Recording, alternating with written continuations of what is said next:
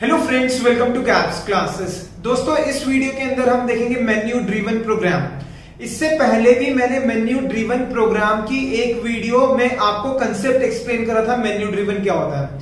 मगर ध्यान देना, अगर आपने वो वीडियो देख रखी है तो उसके अंदर मेन्यू ड्रिवन प्रोग्राम हमने इफ एल्स से बनाया था। किससे बनाया था? इफ एल्स से। अब हम इस वीडियो के अंदर मेन्यू ड्रिवन प्रोग्राम जो बनाएंगे स्विच केस से बनाएंगे। अगर आपने पहले की वीडियो नहीं देखी तो भी कोई दिक्कत नहीं है, आपको सब चीज समझ में आएगा। हर चीज मैं दोबारा से प्रॉपर तरीके से एक्सप्लेन करूंगा।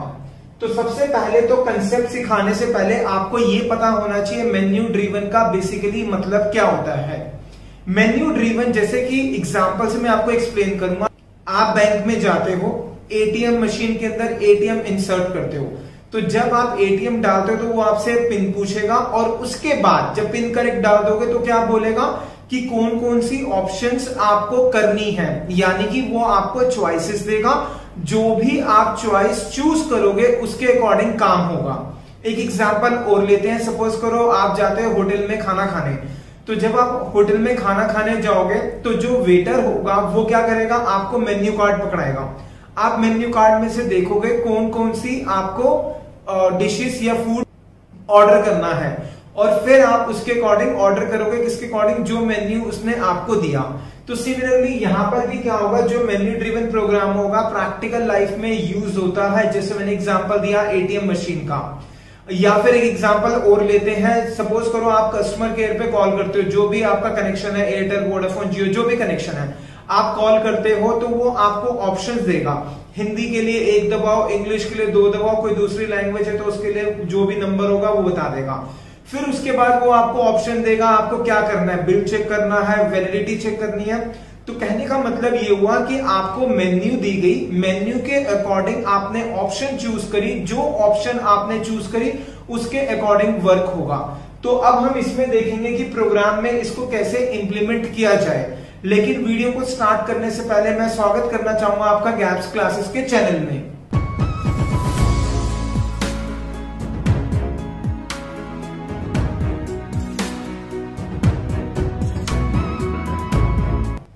तो आइए दोस्तों स्टार्ट करते हैं मेन्यू ड्रिवन प्रोग्राम। क्या देखेंगे हम? Menu driven program. आपको मैंने मतलब सब समझा दिया क्या होता है मेन्यू ड्रिवन का। मेन्यू ड्रिवन प्रोग्राम,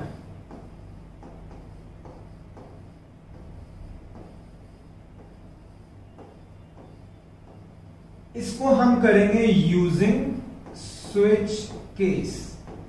किसकी हेल्प से करेंगे हम? स्विच केस की हेल्प से करेंगे। ठीक है। और अगर आप इफ एल्स से देखना चाहते हो तो ये आई बटन आ रहा है, इस पे क्लिक करके आप देख सकते हो अगर नहीं देख रखी पहले की वीडियो। अब ध्यान देना, इसमें हमें किसकी हेल्प से करना है? स्विच केस की हेल्प से करना है, यानी कि आपको स्विच केस आना चाहिए। ठीक है। तो हम चलते हैं प्रोग्राम में। बेसिकली करना क्या है पहले मैं आपको उसका मतलब बताऊंगा। क्वेश्चन लिखते हैं। Question is create a menu driven program. Create a menu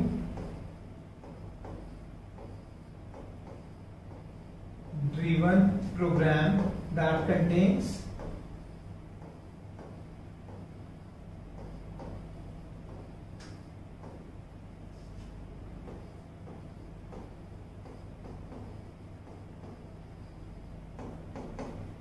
ठीक है। इसके अंदर क्या क्या होगा? First is addition of 2 numbers, addition of 2 numbers.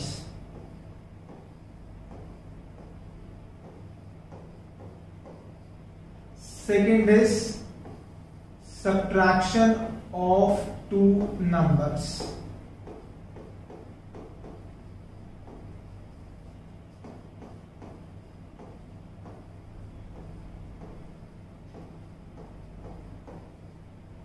Third is product of 2 numbers. Product of two numbers. And the last one is 0 है exit के लिए, यानी कि प्रोग्राम से बाहर आ जाओ। ठीक है, तो ये हमें करना है मेन्यू ड्रिवन के अंदर। तो आप पहले क्वेश्चन लिख लो। क्वेश्चन है create a menu driven program that contains, हमें एक मेन्यू ड्रिवन प्रोग्राम बनाना है जो क्या करेगा, ये चीजें करेगा। अगर हम 1 प्रेस करेंगे 2 नंबर को ऐड करेगा, 2 प्रेस करेंगे तो 2 नंबर का क्या होगा, सब्ट्रैक्शन, 3 प्रेस करेंगे तो क्या होगा, प्रोडक्ट, और 0 प्रेस करेंगे तो क्या होगा, एग्जिट। एग्जिट मतलब पूरे प्रोग्राम से बाहर निकल जाएगा। तो ये क्वेश्चन पहले आप नोट कर लो, फिर उसके बाद हम कोड लिखना स्टार्ट करेंगे। दोस्तों जब मैं आपको कहूं कोड लिखना स्टार्ट करो तभी लिखना, उससे पहले नहीं लिखना। तो पहले क्वेश्चन नोट करो, जिससे कि जब मैं कोड एक्सप्लेन करूंगा और जब क्वेश्चन को रेफर करना होगा तो आप अपने रजिस्टर में रेफर कर सकते हो। नोट कर लो इसको। वेरी वेरी इंपॉर्टेंट क्वेश्चन है। पहले की वीडियो के अंदर स्विच केस के बिना मैंने करा था इफ एल्स से, लेकिन कई बार एग्जाम के अंदर स्विच केस लिखा आता है, तो जब स्विच केस लिखा आएगा तो आपको स्विच केस से करना है, नहीं लिखाएगा तो आपकी मर्जी है, जिस मर्जी से कर सकते हो। लेकिन 99% टीचर्स यही एक्सपेक्ट करते हैं कि menu driven program switch case से बनाओ, तो इसलिए आप स्विच केस से जरूर करना। और अगर एग्जाम में मेंशन नहीं है तो वो भी स्विच केस से कर आना, ये नहीं कि उसको इफ एल्स से कर दो। ठीक है, उम्मीद रखूंगा आपने क्वेश्चन लिख लिया होगा। स्टार्ट करते हैं प्रोग्राम लिखना। हमें क्या क्या मेन्यू देनी है, ये 1 2 3 0। तो सबसे पहले हमने लिखा void main, क्या लिखा हमने, void main, और उसके बाद में कर्ली ब्रैकेट स्टार्ट। मैं यहां पर हैश इंक्लूड नहीं लिख रहा, आपने लिखना है, जब प्रैक्टिकल करोगे तो लिखना है, पेपर में लिखोगे तो भी लिखना है। मैं इसको इग्नोर करके चल रहा हूं क्योंकि अभी तक हम इतनी सारी वीडियोस देख चुके हैं, हर एक के अंदर मैंने लिखा था। तो अब मैं जितने भी क्वेश्चंस आगे करवाऊंगा उसमें मैं हैश इंक्लूड नहीं लिखूंगा, लेकिन जो प्रैक्टिकल होगा उसमें जरूर लिखूंगा, मगर आपने लिखना है। ठीक है, ये आ गया हमारा void में। अब जो भी हमें वेरिएबल्स डिक्लेयर करना होगा, अभी मैं उसकी जगह छोड़ देता हूं। सबसे पहले हमें क्या लिखना है, मेन मेन्यू। तो लिखा printf मेन मेन्यू। इसका मतलब ये हुआ जब हम प्रोग्राम को रन करेंगे तो सबसे पहली हेडिंग क्या आएगी, मेन मेन्यू लिखा आएगा, और /n यानी कि नेक्स्ट लाइन में चला जाएगा। अब हमें टोटल कितने मेन्यूज देने हैं, 4, 1 2 3 और 0। तो हमने लिखा printf मेन मेन्यू के अंदर फर्स्ट ऑप्शन एडिशन है, तो लिखा 1, इसका मतलब एडिशन, यानी कि 1 प्रेस करेंगे तो क्या होगा, 2 नंबर इनपुट होंगे, ऐड होंगे और प्रिंट करेंगे। ठीक है, ये हो गया फर्स्ट। ऐसे ही मैं सारा लिख दूंगा printf। जब कहूंगा लिखना है तभी लिखना, उससे पहले नहीं लिखना, पहले सिर्फ समझते जाना। 2 किसके लिए, सब्ट्रैक्शन के लिए, 2 is for subtraction /n। Next printf, next कौन सा है हमारा, प्रोडक्ट, इसका मतलब 3 किसके लिए, प्रोडक्ट के लिए। 3 हो गया हमारा प्रोडक्ट। और नेक्स्ट कौन सा है, एग्जिट, कौन सा, 0। तो लिखेंगे printf 0 exit। ठीक है, आप इसको नोट कर लो पहले इतना पार्ट, फिर हम आगे चलेंगे। इससे क्या होगा, जब आप रन करोगे मेन मेन्यू लिखा आएगा, उसके नेक्स्ट लाइन में एडिशन लिखा आएगा, 1 के सामने एडिशन, 2 के सामने सब्ट्रैक्शन, 3 के सामने प्रोडक्ट, 0 के सामने एग्जिट। नोट कर लो इसको आप।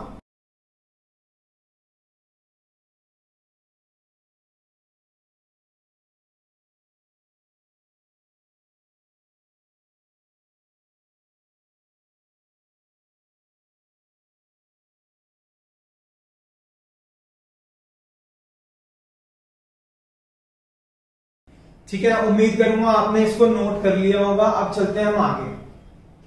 जब हम प्रोग्राम रन करेंगे तो ये आएगा, इसका मतलब हम यूजर को कह रहे हैं कि 1 प्रेस कर एडिशन के लिए, 2 किसके लिए, सब्ट्रैक्शन, 3 प्रोडक्ट और 0 एग्जिट के लिए। अब हम उसको बोल रहे हैं, ये मैसेज दिखा रहे हैं, हमें उसको बोलना पड़ेगा एंटर द चॉइस। तो हमने क्या लिखा, printf enter the choice, printf enter the choice, enter the choice, यानी कि यूजर एक चॉइस एंटर करेगा।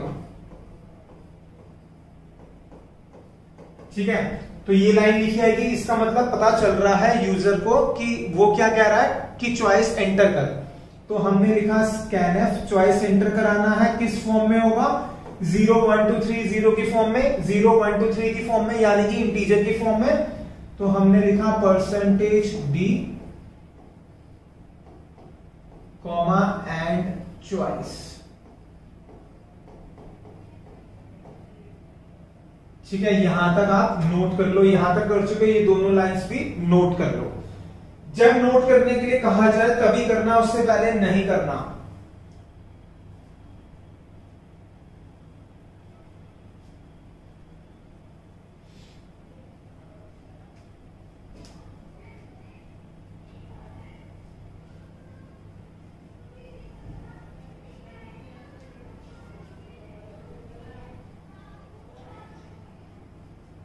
ठीक है, यहां तक हो गया। अब इसके बाद यूजर ने चॉइस एंटर करा, 1 के अकॉर्डिंग एडिशन करना है। तो जैसा मैंने आपको पहले बताया था, इफ एल्स से अगर चॉइस 1 होगा तो क्या करना है, एडिशन।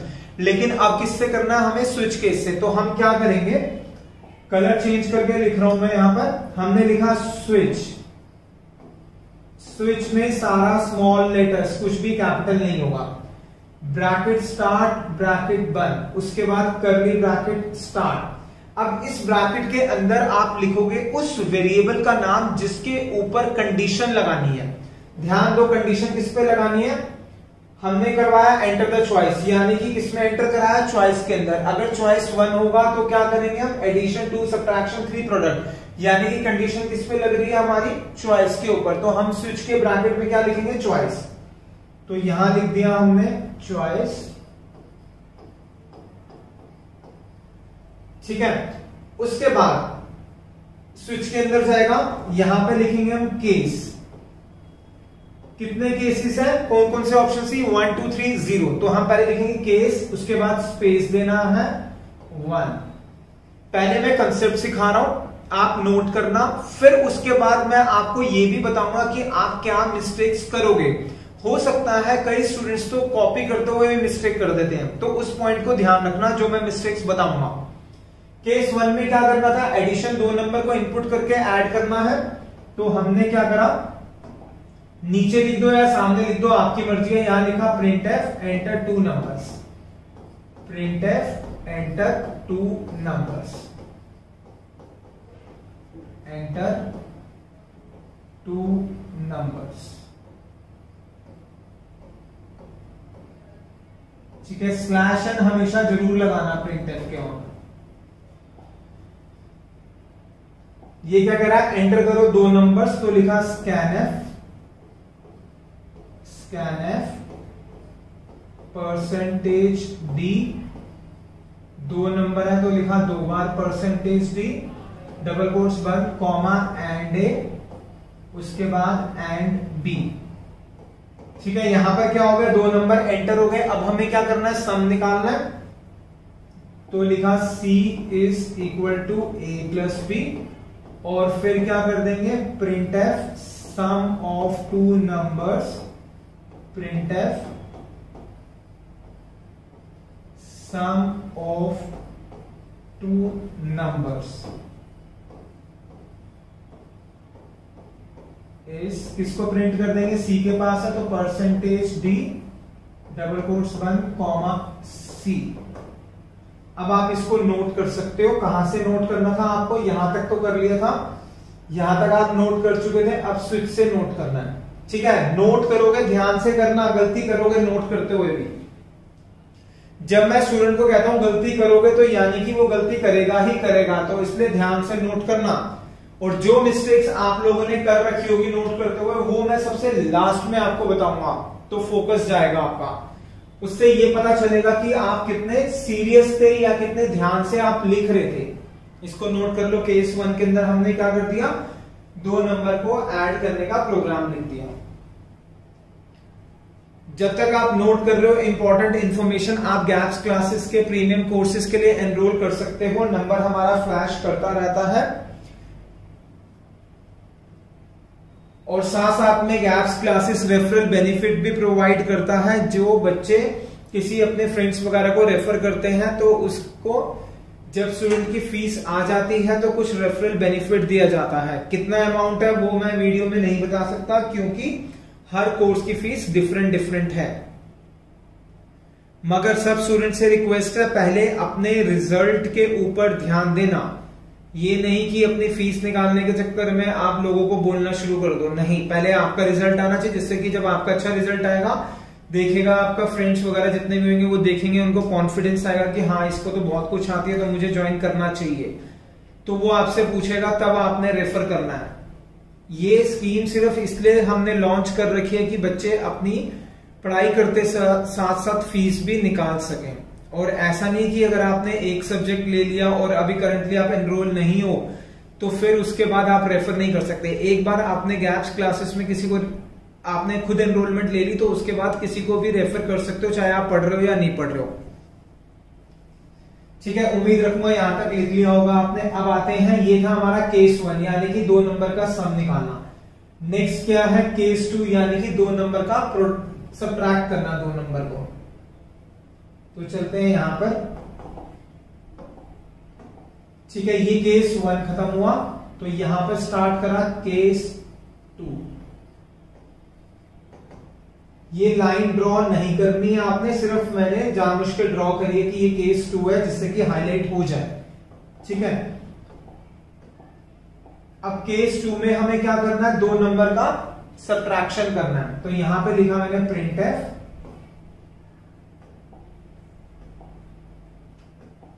तो यहां मैंने लिखा print f enter 2 numbers, print f enter 2 numbers.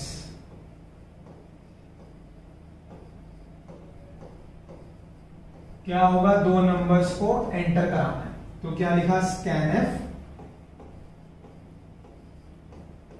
2 बार परसेंटेज डी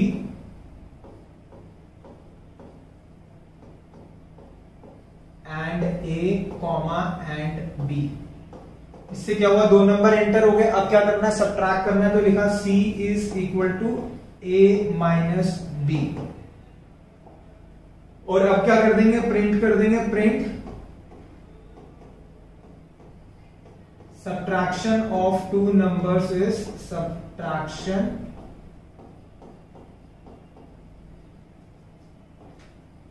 ऑफ 2 numbers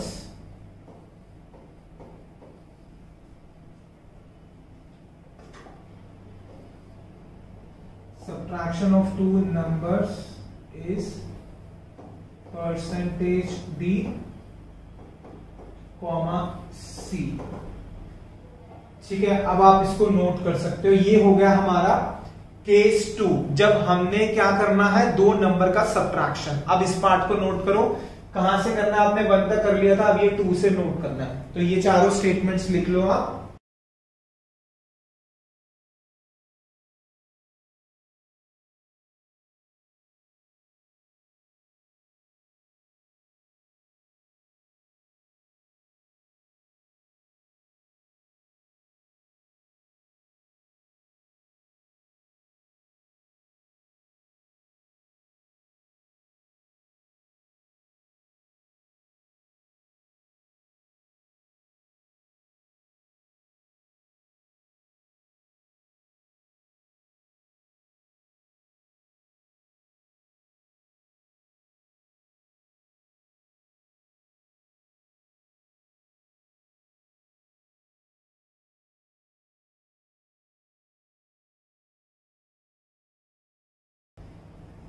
उम्मीद करूंगा आपने ये लिख लिया होगा। अब आते हैं हम नेक्स्ट, थर्ड क्या करना है, बैक टू द क्वेश्चन। आपने नोटबुक में लिखा ही हुआ था, third is product of 2 numbers. हमें प्रोडक्ट निकालना है। तो आते हैं केस 2 तक हो गया, नेक्स्ट इज केस 3। ठीक है, यहां तक हो गया। अब कौन सा आएगा हमारा, केस 3।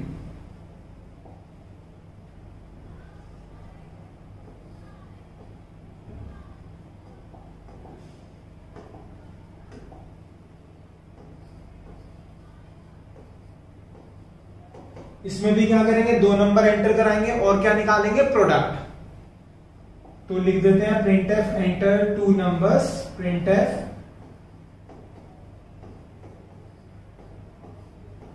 एंटर टू नंबर्स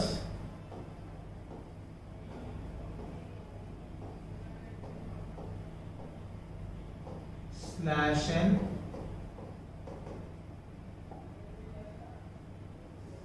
ठीक है। फिर क्या कराना है, स्कैन एफ, तो स्कैन एफ 2 बार percentage D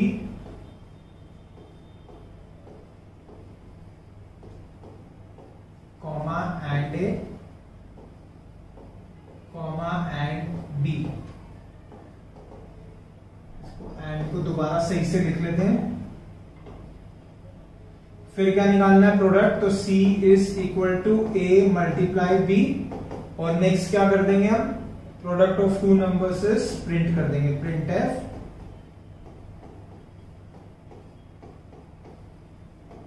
product of two numbers is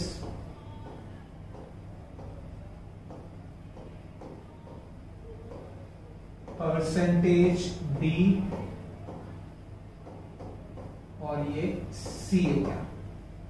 ठीक है, इसको नोट कर लो आप। दोस्तों कई स्टूडेंट्स कहते हैं कि सर बुक में देखते हैं समझ में नहीं आता, कॉलेज में टीचर पढ़ाता है समझ में नहीं आता, लेकिन आपकी जो चीजें जो आप चीज एक्सप्लेन करते हो बहुत इजीली समझ में आ जाता है। ऐसा क्यों, स्कूल कॉलेजेस वगैरह में समझ क्यों नहीं आता, बुक में समझ में क्यों नहीं आता? सिंपल सा रीजन है, बहुत सिंपल सा रीजन है। गैप्स क्लासेस का टास्क होता है चीजों को बहुत इजी करना, जिससे कि जो भी बच्चा देख रहा है या जिसने भी गैप्स क्लासेस के प्रीमियम कोर्सेज लिए हैं, अगर नहीं भी लिए, अगर ऑनलाइन भी देख रहा है, फ्री लेक्चर्स भी देख रहा है, तो उसके दिमाग में ये नहीं जाना चाहिए कि मेरा टाइम वेस्ट हुआ। जितना टाइम मैं समझाने में लगाता हूं उससे ज्यादा टाइम लगाता हूं कि किस तरीके से स्टूडेंट को समझाना है जिससे कि आसान तरीके से उसको समझ में आए, तो उसके ऊपर ज्यादा मैं टाइम डिवोट करता हूं बजाय कि कंसेप्ट को समझाने के। अगर मान लो एक वीडियो 30 मिनट्स की है, तो उसको बनाने के लिए जब मैंने सोचा कि बच्चे को कैसे समझाया जाए, तो मुझे 30 मिनट से ज्यादा कम से कम 3-4 घंटे तो इसमें लग गए कि कैसे मैं सोचूं जिससे कि बच्चे को इजी समझ में आए, किस तरीके से मैं पढ़ाऊं। और धीरे धीरे पढ़ाते पढ़ाते एक्सपीरियंस हो गया, 11 से 12 इयर्स हो चुके हैं पढ़ाते हुए, तो ऑब्वियसली उसका भी फर्क है। ठीक है, उम्मीद रखूंगा ये लिख लिया होगा। अब आते हैं back to the question. Question में और कौन कौन सी ऑप्शन थी हमारी, 1 हो गया, 2 हो गया, 3, नेक्स्ट इज 0 मतलब एग्जिट। एग्जिट का मतलब क्या होता है, एग्जिट मतलब जब यूजर 0 एंटर करेगा तो हमारा पूरा का पूरा प्रोग्राम खत्म हो जाना चाहिए, यानी कि हम पूरे कोडिंग से बाहर आ जाए, सॉरी आउटपुट स्क्रीन से बाहर आ जाए, कोडिंग पार्ट पर आ जाए। तो क्या करेंगे हम, यहां पर, यहां तक आप लिख चुके हो। नेक्स्ट केस 0, क्या करना है, हमें पूरे प्रोग्राम से बाहर निकलना है, तो उसके लिए एक फंक्शन होता है एग्जिट फंक्शन। एग्जिट क्या करता है, पूरे प्रोग्राम से आपको बाहर निकाल देगा। कहने का मतलब ये, जब प्रोग्राम रन हो रहा होगा तो आउटपुट स्क्रीन से बाहर निकालकर वापस कोडिंग पार्ट पे ले जाएगा। तो हमने क्या लिख दिया, यहां लिख दिया हमने एग्जिट 0।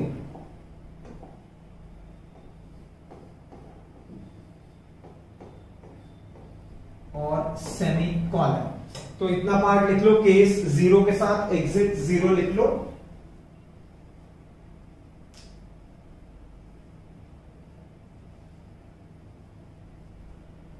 छोटी सी एक ही स्टेटमेंट है।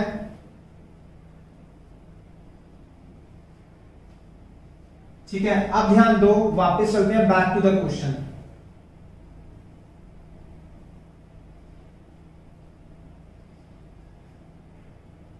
वन, 2, 3 और 0, इसका मतलब यूजर को 1 डालना चाहिए, 2 डालना चाहिए, 3 डालना चाहिए या 0 डालना चाहिए। ठीक है, तो 1 के लिए हमने लिख दिया कोड, 2 के लिए भी लिख दिया ये हमने कोड, कौन सा, सब्ट्रैक्शन का। 3 के लिए लिख दिया कौन सा, मल्टीप्लीकेशन का। और 0 के लिए लिख दिया कौन सा, एग्जिट का। अब ध्यान से समझना, जो चीज समझाने जा रहा हूं मैं आपको, अगर यूजर ने 1, 2, 3, 0 की जगह कुछ और डाल दिया तो क्या होगा। यानी कि अगर उसने प्रेस करना है चॉइस के अंदर, गलती से उसने 4 डाल दिया, 5 डाल दिया, तो क्या होगा? आप खुद सोचो क्या आना चाहिए। आपको ऑप्शंस दी गई है, ऑप्शन जो भी दी हुई है आपने उसमें से चूज करना है, फिर आपने गलत ऑप्शन कर दिया तो क्या आना चाहिए मैसेज? यही आना चाहिए ना कि रॉन्ग चॉइस एंटर्ड। तो सेम चीज यहां पर अगर यूजर ने गलत ऑप्शन डाल दी तो हमें प्रिंट करना है रॉन्ग चॉइस एंटर्ड।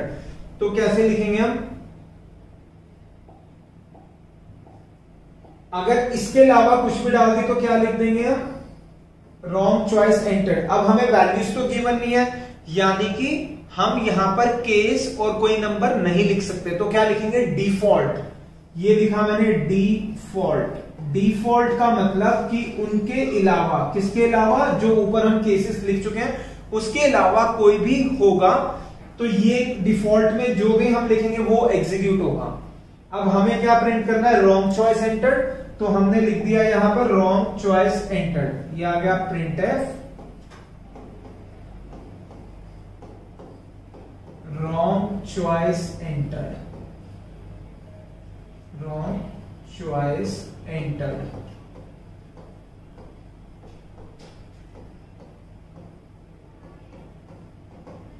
ठीक है, और उसके बाद हम क्या करेंगे? ये सारा काम हम किस में कर रहे थे? स्विच के अंदर। स्विच के बाद हमने कर्ली ब्रैकेट स्टार्ट करा था, दिखा देता हूं आपको। ये जब हमारा स्विच स्टार्ट हुआ था हमने लिखा था स्विच चॉइस, उसके बाद ये कर्ली ब्रैकेट स्टार्ट हुआ था। अब हमें इस कर्ली ब्रैकेट को बंद करना है, तो ऊपर आते हैं, सॉरी नीचे आ गए। अब ये कर्ली ब्रैकेट किसका बंद हो गया? स्विच का। तो आप इतना पार्ट लिख लो, कौन सा वाला? डिफॉल्ट वाला रह चुका था, अब आप डिफॉल्ट लिख लो। ठीक है, आधे से ज्यादा तो कंसेप्ट हो चुका है हमारा मेन्यू ड्रिवन, राइट। अब इसके बाद क्या होगा?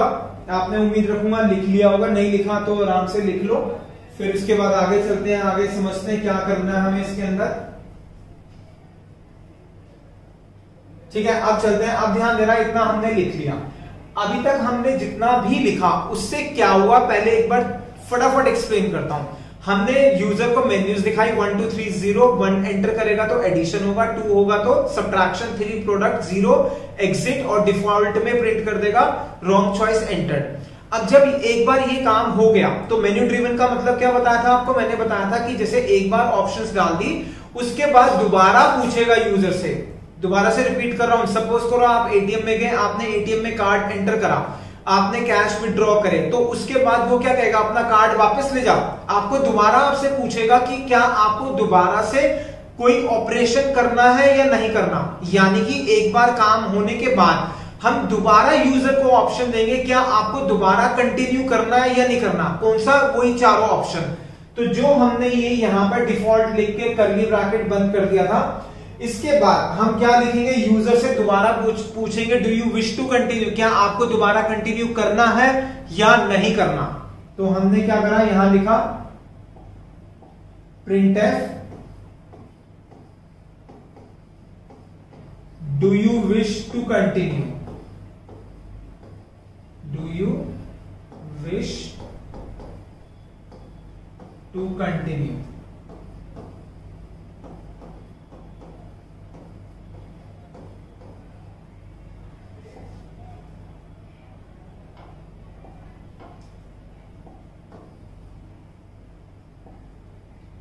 Y और N।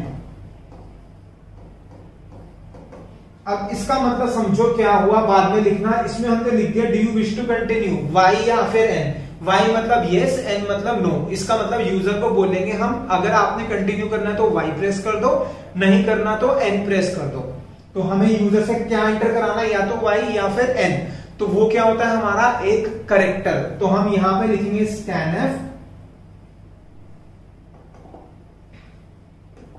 तो यहां हमने लिखा स्कैनफ %C, करेक्टर है तो %C आ जाएगा। तो लिखा %C डबल कोट्स बंद कॉमा एंड CH। इस CH के अंदर हम क्या एंटर कराएंगे? या तो Y या फिर N। मतलब Y यस के लिए, N मतलब नो के लिए। तो अब ये 2 स्टेटमेंट्स लिखो, इसके बाद का पार्ट फिर समझेंगे।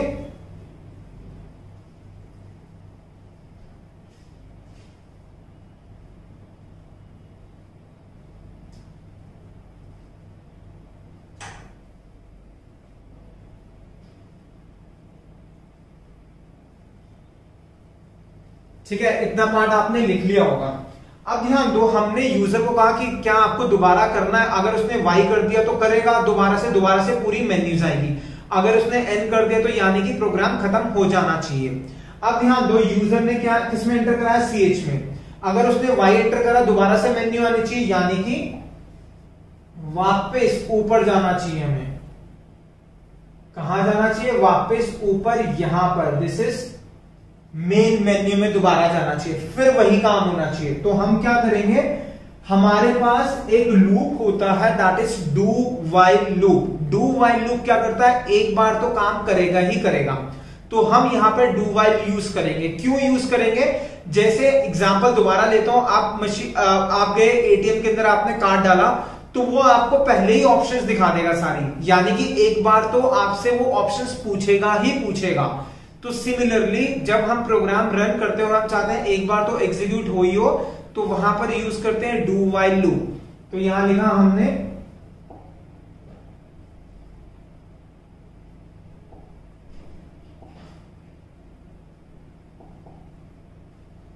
तो यहां पर हमने लिख दिया डू और कर्ली ब्रैकेट स्टार। जैसे डू लिखा ये सारा काम होता हो गया फर्स्ट टाइम में, कहां तक, जो भी है एंड तक चला गया। तो मैं एंड में आ जाता हूं। अब जैसे ये यहां पर खत्म होगा तो हमें क्या करना पड़ेगा, पहले तो कर्ली ब्रैकेट बंद करते हैं। ये किसका कर्ली ब्रैकेट है, ये वाइल लूप, डू का लूप, डू जो डू वाइल लूप लगा रहे हैं उसका कर्ली ब्रैकेट है। तो जैसे ये खत्म होगा तो दोबारा से रिपीट कर रहा हूं, यहां पे यूजर से एंटर हुआ, अगर ch की वैल्यू y होगी तो दोबारा चलना चाहिए। तो हमने क्या लगाया, कर्ली ब्रैकेट के बाद वाइल, यानी कि ये क्या होगा, डू वाइल लूप। कब चलेगा, जब ch अगर इक्वल टू y, एक करेक्टर है सिंगल कोट्स में, ठीक है। अब हो सकता है उसने कैपिटल डाल दिया, स्मॉल की जगह कैपिटल Y डाला हो, तो हमने लिखा और, या फिर ch equal to capital Y, ये बात, इसको मेरे को कोट्स में डालना है, y को कोट्स में डालना नहीं भूलना। और जब डू वाइल लूप खत्म होता है तो लास्ट में सेमीकोलन भी आता है। This is very very important, ठीक है। अब इससे क्या होगा, अगर यूजर ने y डाला दोबारा से ऑप्शन आ जाएगी, अगर यूजर ने n डाला तो ये प्रोग्राम खत्म हो जाएगा। तो जैसे ही खत्म हो जाएगा तो मेन खत्म हो रहा है, तो हम क्या लिख देंगे, गेट ch। नए कंपाइलर में रिक्वायरमेंट है, पुराने में रिक्वायरमेंट नहीं है, तो लिखा get ch, bracket start close, और इसके ऊपर क्या लिख देंगे हम, सॉरी उसके बाद क्या होगा, मेन क्लोज हो गया। अब आप इसको नोट कर सकते हो प्रॉपर, लेकिन इसमें एक दो चीजें और रहेगी। जैसे हमने यहां पर क्या लिखा, पहले आप नोट कर लो, इसका डू वाइल का ये कर्ली ब्रैकेट बंद कर रखा है, स्कैन के बाद ये कर्ली ब्रैकेट बंद करो, इतना पार्ट लिखो। डू ऊपर लगाया था, वापस जाऊंगा मैं अभी ऊपर, इतना आप लिख लो, यहां तक आप लिख चुके थे आप। अब हमारा पार्ट क्या रह गया, वेरिएबल्स को डिक्लेयर करना। जितने भी हमने वेरिएबल्स लिए हैं उनको हमें क्या करना है, डिक्लेयर करना है। तो मेन के अंदर मैंने 2-3 लाइंस कहा था छोड़ देना, अब हम उसका यूज करेंगे, उन वेरिएबल्स को डिक्लेयर करेंगे।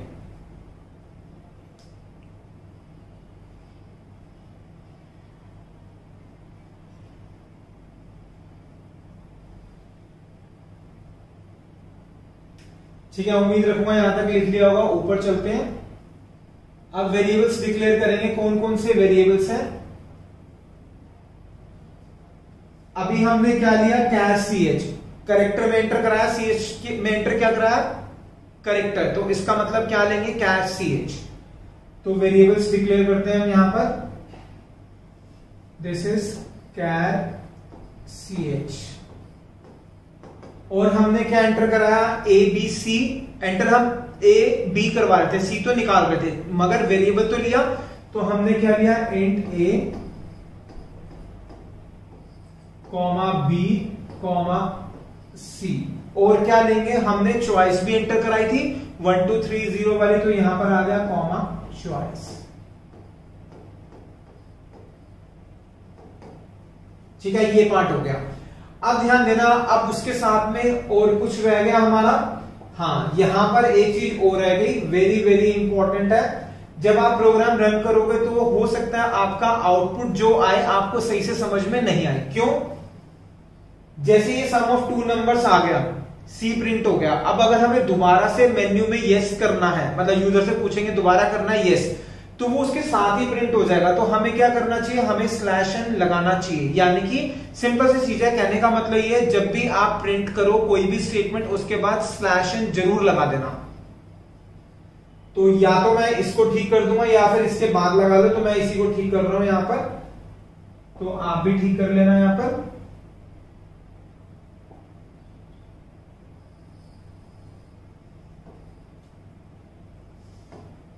अब कई बार स्टूडेंट्स कहते हैं कि सर आपने तो इसको एनिमेशन के साथ उधर कर दिया, हमें तो दिक्कत होगी।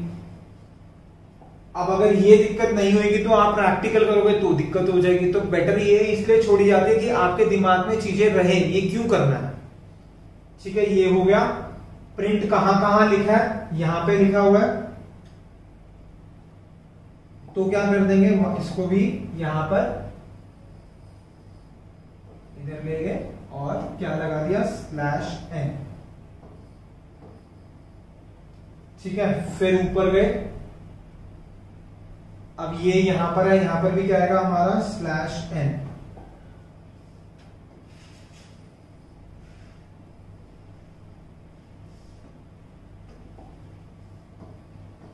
जहां जहां प्रिंट करा हुआ बस उसके बाद स्लैश एन लगाना है। यहां पर आ गया रॉन्ग चॉइस एंटर, तो यहां पर भी क्या आएगा, स्लैश एन।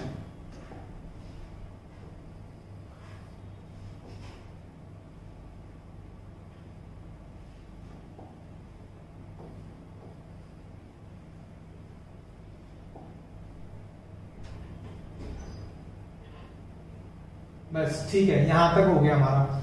ठीक है, अब इसके अंदर एक मिस्टेक हो रही है, तो स्लैश एन आ गया। क्या मिस्टेक है, ध्यान देना, इसको मैं यहां से समझाऊंगा। ये first option addition, subtraction, product और एग्जिट, यूजर से चॉइस एंटर करी। मान लो यूजर ने चॉइस एंटर कर दिया 1, तो यानी कि केस 1 वाला पार्ट एग्जीक्यूट होगा, ये एग्जीक्यूट होगा। लेकिन लेकिन लेकिन ध्यान से समझना, केस 1 वाला एग्जीक्यूट होने के बाद वो केस 2 वाला भी एग्जीक्यूट हो जाएगा, फिर वो केस 3 वाला भी एग्जीक्यूट हो जाएगा। कहने का मतलब ये, अगर वैल्यू 1 डाली तो केस 1 में जो लिखा है वो भी एग्जीक्यूट होगा, 2 में लिखा है वो भी होगा, 3 में लिखा है वो भी होगा, 0 में लिखा है वो भी होगा, डिफॉल्ट लिखा है वो भी होगा। ऐसा क्यों, एक बार दोबारा से एक्सप्लेन कर रहा हूं क्या कहना चाह रहा हूं मैं। सपोज करो यूजर ने केस 2 चॉइस की वैल्यू डाल दी 2, तो केस 2 एग्जीक्यूट होगा, तो उसके बाद सारे एग्जीक्यूट हो जाएंगे। कहने का मतलब ये, जो भी यूजर चॉइस डालेगा वो एग्जीक्यूट तो होगा ही होगा, उसके नीचे अगर कुछ है तो वो सारे एग्जीक्यूट हो जाएंगे। लेकिन हमें तो सिर्फ वो पर्टिकुलर करना था, तो हमें क्या करना पड़ेगा, जो केस वाला पर्टिकुलर वाला एग्जीक्यूट हो जाए तो उसके बाद स्विच से बाहर आना होगा। उसके लिए हम यूज करेंगे ब्रेक स्टेटमेंट। ठीक है, तो हमें क्या करना चाहिए, हर केस, जैसे ये केस नया स्टार्ट होगा, इसके बाद ब्रेक, इससे ऊपर ब्रेक लगाना चाहिए। तो हम क्या करते हैं, ब्रेक लगाते हैं।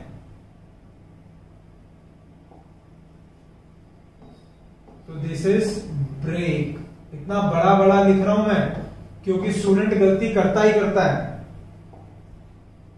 तो यहां पर भी क्या आ जाएगा, नया केस स्टार्ट हो रहा है, ब्रेक, BREAK सेमीकोलन। फिर ये भी स्टार्ट हो रहा है, तो यहां पर भी क्या आएगा, ब्रेक, BREAK ब्रेक। क्या हम यहां लगाएंगे, नहीं लगाएंगे, एग्जिट मतलब तो बाहर निकल जाएगा, जब वो बाहर ही निकल जाएगा तो ब्रेक पे जाएगा नहीं। क्या हमें डिफॉल्ट पे लगाना है, लास्ट में लगाओ या नहीं लगाओ आपकी मर्जी है। ठीक है, तो ये क्या क्या मैंने चेंजेस करे, दोबारा से मैं इसको नीचे कर रहा हूं। ये तो स्लैश एन के चेंजेस करे वो आप कर लेना, और ये ब्रेक लगाया।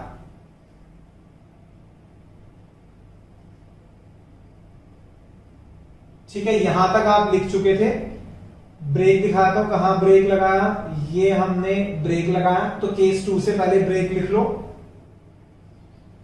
और यहां पर मैंने स्लैश एन लगाया, स्लैश एन भी लिख दो।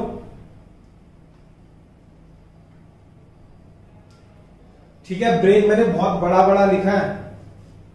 अब आते हैं नेक्स्ट पे, केस 2, ये ब्रेक लगाया और ये स्लैश एन लगाया, ये भी लिख लो।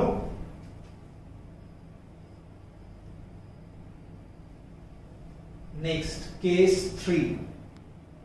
दोस्तों अगर मेरी स्पीड ज्यादा हो तो फिर आपको पॉज करके लिखना पड़ेगा। ब्रेक लिख लो। नेक्स्ट इज डिफॉल्ट, बाकी तो लगा नहीं। ठीक है, अब सबसे इंपॉर्टेंट चीज जो है वो ये है, ये बस ये लास्ट पॉइंट रह गया। यहां पर हमने यूज करा है एग्जिट 0। एग्जिट 0 का मतलब क्या हुआ, पूरे प्रोग्राम से बाहर निकल जाओ। 0 क्यों लिखते हैं, लिखना पड़ता है, लेकिन जो प्लेसमेंट के स्टूडेंट्स होते हैं उनको हम एक्सप्लेन करते हैं।